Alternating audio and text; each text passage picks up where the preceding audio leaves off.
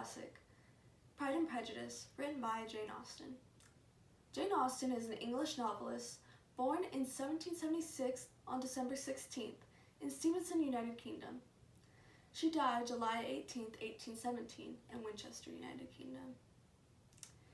She wrote 6 major novels which interpret, critique, and comment upon the British gentry at the end of the 18th century. Many of Austen's plots explore the dependence of women on marriage to pursue a favorable social standing and economic security, as many women back in the day were known to be homemakers, wives, and mothers. They did not hold jobs or positions or even own land. It was the husband's job to do that. Many of her novels include Pride and Prejudice, Emma, Sense and Sensibility, Northanger Abbey, Mansfield Park, and Persuasion. An interesting fact of Jane Austen's novels were that they were first published anonymously while she was alive. Like Sense and Sensibility was actually said to be written by the author of Pride and Prejudice. And same for Pride and Prejudice, it was said to be written by the author of Sense and Sensibility. It was never given her name. The success of this widely known novel will continue for many years to come. After 200 years of its publication, 20 million copies have been sold. Many movies and shows have been created. Even surprisingly, a Pride and Prejudice Zombies, whatever that's supposed to be, is a movie. Elizabeth, which is the main character of the book, is considered by millions to be one of the most delightful heroines in fiction. This book will continue to be a widely known classic and a delightful book to read.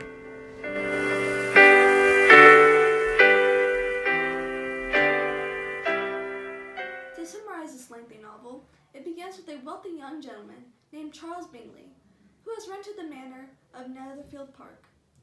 This catches the attention of a nearby village, Longbourn, especially the Bennet household.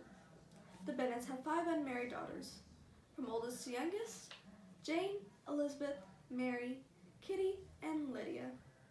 And Mrs. Bennet is desperate to see all her daughters married. The Bennets attend a ball at which Mr. Bingley has hosted. He is taken with Jane and spends much of the evening dancing with her. However, his close friend, Mr. Darcy, is less pleased with the evening and refuses to dance with Elizabeth, which makes everyone view him as arrogant and prideful.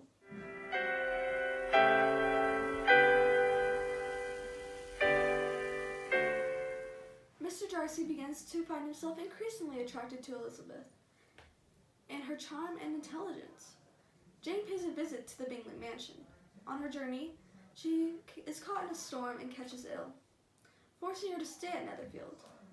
And in order to tend to her, Elizabeth is forced to hike through the muddy fields and arrives with a spattered dress, much to the disdain of the snobbish Miss Bingley, Charles Bingley's sister. Miss Bingley's spite only increases when she notices that Darcy, whom she is pursuing, pays quite a bit of attention to Elizabeth.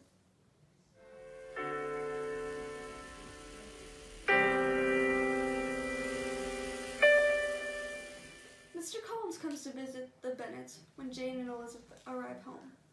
Mr. Collins is a young clergyman who stands to inherit the Bennets' property, which can only be passed down to male heirs. Shortly after his arrival, Mr. Collins makes a proposal of marriage to Elizabeth. She turns him down.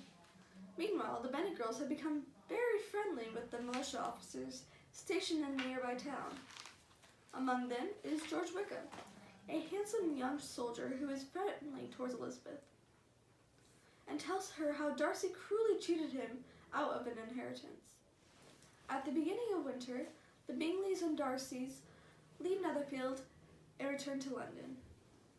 The news arrives that Mr. Collins has become engaged to Charlotte Lucas, Elizabeth's best friend and poor daughter of a local knight. As winter progresses, Jane gets a visit from Miss Bingley, who behaves rudely towards her, while Mr. Bingley fails to visit her at all. The marriage prospects for the Bennet girls appear to be leaving. That spring, Elizabeth visits Charlotte, who lives near the home of Lady Catherine de Bourgh, who is also Darcy's aunt. Darcy calls on Lady Catherine and encounters Elizabeth, whose presence leads him to make a number of visits to the Collins home, where she is staying. One day, he makes a shocking proposal of marriage, which Elizabeth quickly refuses. She tells Darcy that she considers him arrogant and prideful, then scolds him for steering Bingley away from Jane and disinheriting Wickham. Darcy leaves her, but shortly after delivers a letter. He admits that he urged Bingley to distance himself from Jane, but claims he did so only because he thought their romance was not serious. As for Wickham, he informs Elizabeth that the young officer is a liar, and the real cause of his disagreement was Wickham's attempt to elope with his younger sister, Georgina Darcy. This causes Elizabeth to reevaluate her feelings about Darcy. She returns home and acts coldly toward Wickham.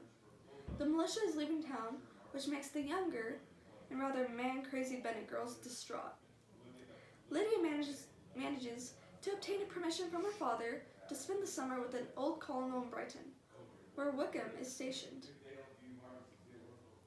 With the arrival of June, Elizabeth goes on a journey, this time with the Gardiners, who are relatives of the Bennets. The trip takes her to the north and eventually to the neighborhood of Preamberley, the Darcy's estate. She visits Preamberley, and making sure that Darcy is away, she delights herself in the building and grounds, while hearing from Darcy's servants that he is a wonderful, generous master. Suddenly, Darcy arrives and behaves nicely towards her. Shortly after, a letter arrives from home, telling Elizabeth that Lydia has eloped with Wickham, and that the couple is nowhere to be found, which suggests that they would be living together out of wedlock. Fearful of the disgrace of such a situation that would bring to her entire family, Elizabeth goes home. Mr. Gardiner and Mr. Bennet go off for a search for Lydia, but eventually return home empty-handed. Just as when all hope was almost lost, a letter comes from Mr. Gardiner, saying that the couple has been found, and that Wickham has agreed to marry Lydia in exchange for an annual income. The Bennets are convinced that Mr. Gardiner paid off Wickham, but Elizabeth learns that the source of money and her family's salvation was none other than Darcy. Now married, Wickham and Lydia return to Longbourn briefly, where Mr. Bennet treats them coldly. They depart for Wickham's new assignment in the north of England. Shortly thereafter, Bingley returns to Netherfield and resumes his courtship with Jane. Darcy goes to stay with him and pays a visit to the Bennets, but makes no mention of the desire to marry Elizabeth. Bingley, on the other hand, presses his suit and proposes to Jane. While the family celebrates, Lady Catherine de Bourgh pays a visit to Longbourn. She corners Elizabeth and says that she has heard that Darcy, her nephew, is planning to marry her. Since she considers a Bennet an unsuitable match for a Darcy, Lady Catherine demands Elizabeth that she promise to refuse him. Elizabeth spiritedly refuses, saying that she is not engaged to Darcy, but she will not promise anything against her own happiness. A little later, Elizabeth and Darcy go out walking together, and he tells her that his feelings have not altered since the spring. She tenderly accepts his proposal, and both Jane and Elizabeth are married. Jane Austen uses repetition and characterization in order to conclude that first impressions aren't always what they seem. Elizabeth admired Wickham for his charm, but she learns that his statement that Mr. Darcy stole his inheritance wasn't true. In reality, his inheritance was revoked because Wickham tried seducing Mr. Darcy's 15-year-old sister for more money. George Wickham's charming first impression isn't what actually lied underneath.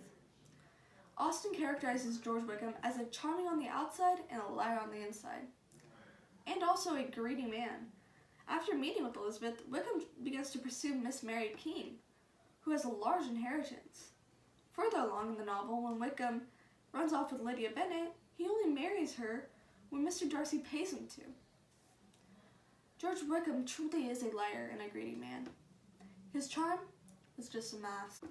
At the very beginning of the novel, when Elizabeth meets Mr. Darcy, She doesn't find him agreeable at all. He is rude and prideful. Later in the novel, however, Mr. Darcy helps Elizabeth and her family when Wickham runs off with Lydia.